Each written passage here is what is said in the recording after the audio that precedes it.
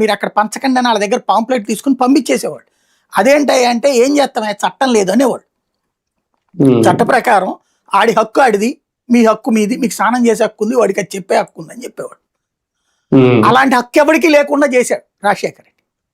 ఆ కొండల దగ్గర నెగిటివ్ ప్రచారం, అదే ఆ దేవుళ్ళకి సంబంధించి ఏవైతే 16, 17 పుణ్యక్షేత్రాలన్నీ ప్రముఖ పుణ్యక్షేత్రాలన్నిటి దగ్గర కూడా అన్యమత ప్రచారం చేయడం నిషేధం అని జీవో ఇచ్చేశాడు.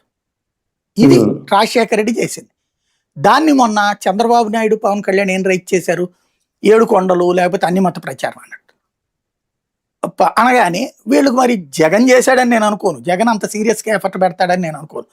అతని మీద పిచ్చ అభిమానం ఉన్నటువంటి వాళ్ళు లేదా తెలుగుదేశం కూటమి మీద ద్వేషం ఉన్నటువంటి వాళ్ళు అర్జెంట్గా ఎతికి అప్పుడు 2009 ఎలక్షన్స్ అప్పటికి బీజేపీ నుంచి విడిపడిపోయి జనతాదళ్ళు దాని పేరేంటి తెలంగాణ రాష్ట్ర సమితితో పొత్తు పెట్టుకున్నటువంటి సందర్భం చంద్రబాబు గారు.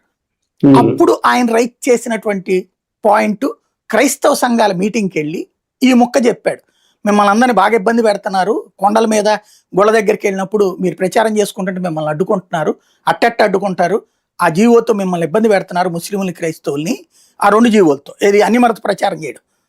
కాబట్టి మీరు అట్ట ప్రచారం చేసుకోవడానికి అనుమతించేందుకు కానీ ఆ జీవోల్ని రద్దు చేస్తానని హామీ ఇచ్చాడు. అదే కదా ఇప్పుడు వీడియో రిలీజ్ చేసింది వాళ్ళు.